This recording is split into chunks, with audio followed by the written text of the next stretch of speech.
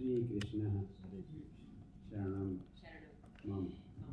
श्री कृष्ण शरणम मम।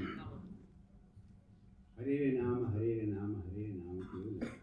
हरे नाम केवल नास्ति गति रम्यता। भगवान श्री कृष्ण के नाम के अतिरिक्त संसार में कुछ भी नहीं। पूरा विश्व जानता है श्रीमद् भगवद गीता हमारे आदरणीय प्रधानमंत्री पूरे विश्व को संदेश देने के लिए देश के सारे प्रमुखों को श्रीमद् भगवद गीता ही क्यों देते हैं। सर्वाकर्षण सभी गुणों से संपन्न भगवान श्री कृष्ण हमारे आराध्य रहे हैं। 3 पीढ़ियों से हमारे घर में भगवान श्री कृष्ण की लीलाओं का हर समय कोई न कोई दृश्य होता रहा है। वो हमारे आंगन में खेलते रहे, हम भगवान श्री कृष्ण की आनंद की। इस जीवन की सार्थकता यही रही है कि संभवतः मेरे मन में कभी एक भाव आया था और इस दिशा में काफ़ी आगे बढ़ गया था कि मैं भारत का प्रधानमंत्री बनूंगा और देश से भिक्षावृत्ति का एक ऐसी योजना है जो शायद अब संभावित होगी हमारे जीवन में नहीं पर आने वाली पीढ़ी में।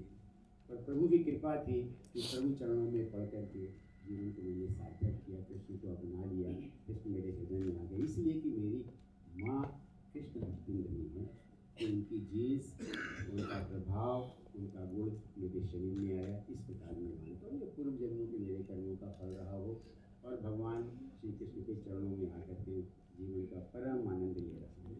और प्रयास यही कहता हूँ, मैं रचना नहीं करता, मैं स्वयं एक भगवान श्री कृष्ण की रचना हूँ।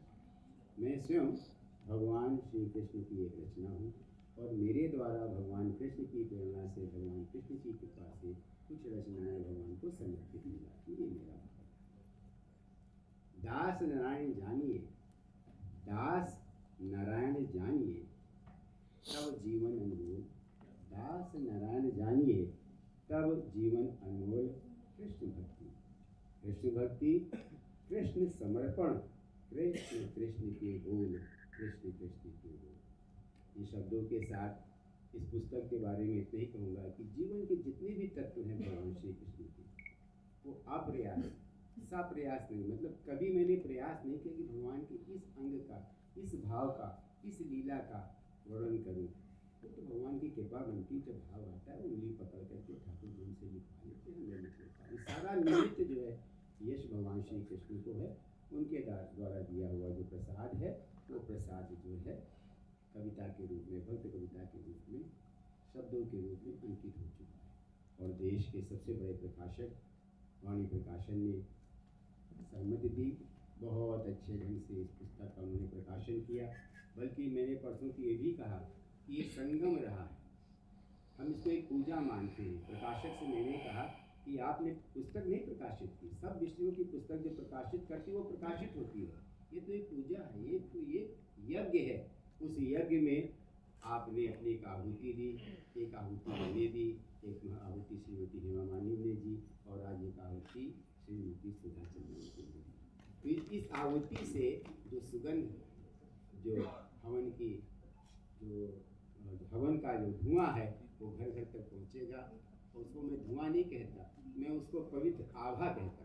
उसकी सुगंध घर घर पहुँचेगी, ऐसा मेरा विश्वास है। और आज के युग में जो अशांति है उसमें भक्ति पद, पहले भी स्वर्णकालीन युग में जब मुगलों का साम्राज्य था, इतनी अशांति थी, तब भक्त कवियों ने रचना करके हमारे समाज को भक्ति में जोड़ करके सबको एक संदेश दिया था। और ये छोटा सा जो कार्यक्रम हुआ है, इसके लिए मैं पारुल जी को पारुल चावला जी को बहुत बहुत धन्यवाद देता हूँ। अमरेश्वर जी को, केशव जी को बहुत बहुत धन्यवाद देता हूँ। इनका आमंत्रण की हमारे मन से करिए सर। 10 से 14 तारीख के विश्व का हमारे पास सैकड़ों दुनिया भर से विद्वान आए हैं, तो उन्होंने कहा इससे सुंदर क्या होगा। केशव जी आपको बहुत बहुत धन्यवाद। डॉक्टर साहब आपको बहुत बहुत धन्यवाद। आपने हमारी पुस्तक में जो है कुछ अपने भाव प्रकट किए हैं, वो हमारे दूसरे अंक में आ रहे हैं, क्योंकि पहले अंक में केशव जी ने और आपने जो दिया था, हमारे जो है संपादक महोदय वृंदावन में बहुत बीमार हो गए। प्रकाशक ने कहा कि सर समय नहीं है पब्लिश करने का, इतना जाने दीजिए, दूसरे अंक में करेंगे। तो दूसरे अंक में आप लोगों का आ रहा है, इसके लिए मैं क्षमा चाहूँगा कि आगे के जो भाव इन शब्दों के साथ आप आप सब लोगों को बहुत बहुत दो आदरणीय सम्मान्य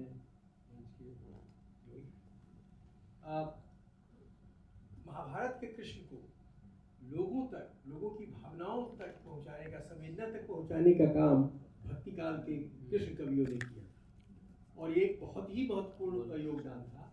और जो भक्ति काल आया उसमें निर्गुण कवियों की परंपरा थी, सगुण कवियों की परंपरा थी और सगुण में कृष्ण भक्ति काव्य और राम भक्ति काव्य था।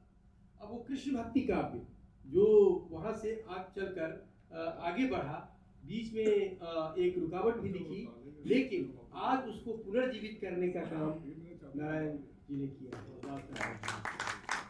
और किस आधार पर वो उसमें उन्होंने जो हेमा मालिनी ने भूमिका ब्लर्ब पर लिखा है कि माधुर्य भाव जो कृष्ण भक्ति में है उसको सर्वाधिक उन्होंने दास नारायण जी ने सामने लाने की कोशिश की है। ये महत्वपूर्ण। अंत में मैं कहना ये चाहता हूँ उनकी इस विशेषता के साथ कि हिंदी साहित्य में 9 रस होते हैं, लेकिन एक रामस्वराज चौधरी अभिनव एक हिंदी के आलोचक हुए हैं, उन्होंने स्थापित किया, किताब भी छपी है, शायद राजकमल से छपी है, मधुर रस। 9 रस के बाद एक 10वां रस भी उन्होंने कल्पना की है, मधुर रस, और उन्होंने भक्ति काव्य में खोजने की कोशिश की है। आज वो नहीं है, लेकिन यह पूरा जो दास नारायण जी की जो एक भक्ति काव्य है वो मधुर रस का है और वो उसको वो स्थापित करता है और हम इस तरह से इनको देखते हैं। बहुत बहुत धन्यवाद। इस सभागार में बहुत ही अनुभव संपन्न लोग हैं, आयु वृद्ध लोग हैं, अनुभव वृद्ध लोग हैं, ज्ञान वृद्ध लोग हैं। उनके बीच हम जैसे लोगों का कुछ कहना पता नहीं कहाँ तक जायज़ होगा, लेकिन मेरे लिए बड़े गौरव की बात है। भगवान का जो स्वरूप है, कृष्ण भगवान का असीम है, अनंत है। माखन चोर से लेकर के द्वारिकाधीश और फिर कुरुक्षेत्र, इतने भिन्न भिन्न रूप हैं। उन पर लेखनी चलाना बड़ी भारी चुनौती होती है। महनीय दास नारायण जी, हमें दर्शन का सौभाग्य हुआ और सुधा चंदन जी को मैंने बहुत देखा है, उनका प्रशंसक हूँ। एक बड़ी अच्छी बात कही डॉक्टर करुणाशंकर जी ने कि डूब करके लिखा है। हमारे यहाँ तो यह परंपरा है, कहते हैं शिवो भूत्वा शिवम यजेत, शिव हो करके ही शिव की उपासना कर सकते हैं। तो डूब के लिखा है और बहुत बड़ा कालखंड रहा है जिसकी ओर संकेत कर रहे थे सुरेश शर्मा जी, जिसे हमें साहित्य का इतिहास जब हम देखते हैं तो भक्ति काल का और बहुत आकर्षण का केंद्र रहा है। भगवान कृष्ण गीता सुनाते हैं अर्जुन को, इतना लंबा सुनाते हैं, अर्जुन की समझ में नहीं आता और तब अपना विराट रूप दिखाते हैं। विराट रूप दिखाते हैं तो अर्जुन कहते हैं कि पश्यामि देवांस तव देव देहि, हे भगवान मैं तो आपके शरीर में सारे देवताओं को देख रहा हूँ, प्रत्येक अंग में। ऐसे भगवान कृष्ण पर लेखनी चलाना श्रीमन ये आपके वश की बात है और आपसे मैं बहुत ही अभिभूत हूँ। बहुत बहुत बधाई है।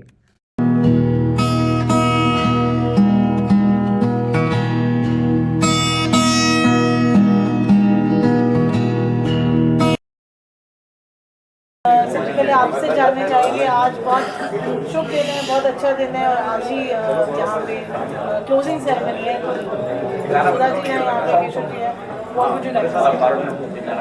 सत्य ये है कि आज मकर संक्रांति है और हमारी संस्कृति, हमारे सनातन धर्म के अनुसार, शास्त्रों के अनुसार आज का दिन सबसे पवित्र दिन है। और उस पवित्रता में मेरे मन में भाव था कि परसों श्रीमती हेमा मालिनी जी दिल्ली में लोकार्पण किया, बहुत सुंदर परंतु जो वैष्णव हो और जिसके अंदर भक्ति हो, क्योंकि हेमा जी कृष्ण की भक्ति हैं, और शुद्धता हो, वैसी प्रतिमूर्ति देवी जो है, शिव जो है, श्रीमती सुधा चंद्रन जी है। हमको बहुत से नाम आए तो हमने सोचने लगे तो आपकी छवि सामने आई। कभी एक आपके कार्यक्रम में गए थे, इनकी कनेक्टिविटी जो है इनकी माता से, हमारी कनेक्टिविटी कृष्णा से, सबके अपने आराध्य होते हैं पर सारे देवी देवता एक ही हैं, शक्ति के अलग अलग रूप हैं। तो मन में आया तो बस सुधा जी से कहा, इनका इतना स्नेह, इतना तादात्म्य कि उन्होंने कहा हाँ नारायण जी मैं आऊँगी, और शूटिंग छोड़ के आई है और शूटिंग में भी जाना है। लास्ट सीक्वेंस से इन्होंने कल मैसेज रिक्वेस्ट किया, तो सो नाइस आप सुंदरा जी, बहुत अच्छी हैं आप, सच में अच्छी हैं, मन से अच्छी हैं, सुंदरता में तो आपका कोई है ही नहीं, पर आपसे दुनिया एक प्रेरणा लेती है। मतलब जो पूरे विश्व के अंदर आपके व्यक्तित्व से, आपके चरित्र से ना हार मानने वाली जो एक भाषा होती है, उसमें सुधा जी का नाम आता है। तो बस, और ये पवित्र दिन इसलिए है कि 500 वर्ष के बाद जो है देश के सबसे बड़े प्रकाशक, साहित्य के प्रकाशक वाणी प्रकाशन ने हमारी पुस्तक को स्वीकार किया, आग्रह किया, और बृहद आकार में उन्होंने, अभी लोकार्पण होगा आप सब देखेंगे, उन्होंने उसका प्रकाशन में उसको पब्लिश किया है, उसको प्रिंट किया है। तो दुनिया में ऐसा लोग कहते हैं, मैं अपने मुझसे कहने में शर्म आ रही है कि 500 सवा 500 साल के बाद हमारी जनरेशन सूर, मीरा, तुलसी, कबीर, रहीम सब रहे हैं भगवान के चरणों में। क्योंकि भगवान श्री कृष्ण हमारे आंगन में बचपन से खेलते रहे हैं और मैं उनके आंगन में खेलता रहा हूँ, मैं यही शब्दों से हरदम कहता हूँ। तो वो भाव रहा है, और जो हमारे 1000 सहस्त्र पद हैं उसमें से गिने हुए 200 पदों का भक्ति पदों का संकलन है, और आगे प्रभु कृपा करेंगे उस प्रकाशित होती रहेगी, भक्तों के पास पहुंचेगी, रसिकों के पास पहुंचेगी, गायकों के पास पहुंचेगी। जैसा कि आप सभी जानते हैं, इनमें से सारे पद जो है जिसका लोकार्पण होना, भारत रत्न पंडित भीमसेन जोशी, भारत रत्न श्रीमती किशोरी अमकर जी, और सुश्री लता मंगेशकर जी, राजन साजन मिश्र, पद्म विभूषण पंडित जसराज जी जैसे सभी लीजेंड्स ने गाया है। और देश के जितने भी पार्श्व गायक हैं और लोक संगीत के गायक हैं, संतों ने, मुरारी बापू से लेकर के और लोगों ने भी, रामदेव बाबा तक उसके साथ योगा करा के, तो सौभाग्य की बात है। और आज के लोकार्पण के लिए विशेष रूप से सुधा चंद्रन जी को मैं बहुत बहुत धन्यवाद, आभार करता हूँ।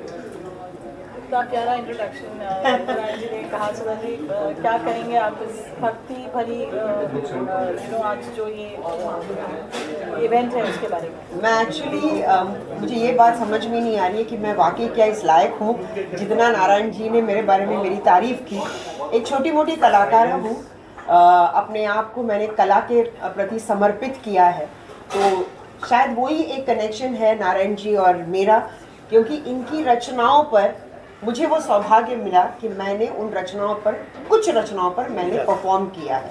In fact we just started a new ballet called Vrindavan, और उस बैले में ऐसे महान सिंगर जिनके नाम लेना भी आई थिंक, मुझे लगता है कि मैं बहुत ही छोटी कलाकार हूँ, बट ये मेरा सौभाग्य रहा कि उन ऐसे गायकों के गीत पर मैंने परफॉर्म किया है। And I am so happy, क्योंकि वो वृंदावन कॉन्सर्ट करते वक्त हमेशा से दिल में एक बात रही कि मुझे वृंदावन पहुंचना है। तो शायद उस बैले की वजह से मैं पिछले महीने वृंदावन गई और बाके बिहारी का दर्शन मैंने किया। उसके लिए भी मैं नारायण सर का शुक्रगुजार हूँ, बिकॉज उनके इंट्रोडक्शन की वजह से मैं वहाँ तक पहुँची। मतलब ऐसी भीड़ थी, पर उस भीड़ के बावजूद हम वहाँ तक पहुँचे और उनका दर्शन लेकर हम आए। एंड कहते हैं ना, जहाँ ना पहुँचे रवि वहाँ पहुँचे कवि। तो दिस इज़ द थिंग कि आप अपने इन रचनाओं के ज़रिए इस सोसाइटी में जो परिवर्तन आप लेकर आना चाहते हो, एंड बहुत ही सिंप्लीफाइड लैंग्वेज में इनकी कविताएं हैं, जो समझ सके बहुत अच्छा, बिकॉज हम सब कलयुग में हैं और हम सब जानते हैं कि हम किस दौर से गुजर रहे हैं। इस वक्त अगर हम किसी का सहारा ले सकते हैं तो गुरकर्मा है और ऊपर वाले पर। तो I am so honoured and blessed कि आज मैं यहाँ आई हूँ। हालांकि आपकी जो उपलब्धियाँ हैं उसके सामने तो मैं बहुत ही छोटी कलाकार हूँ, but thank you so much for this honour and thanks to all of you. Happy 2026, a blessed 2026। उसी मुंबई अंतर्राष्ट्रीय हिंदी लिट फेस्ट में आपका स्वागत है।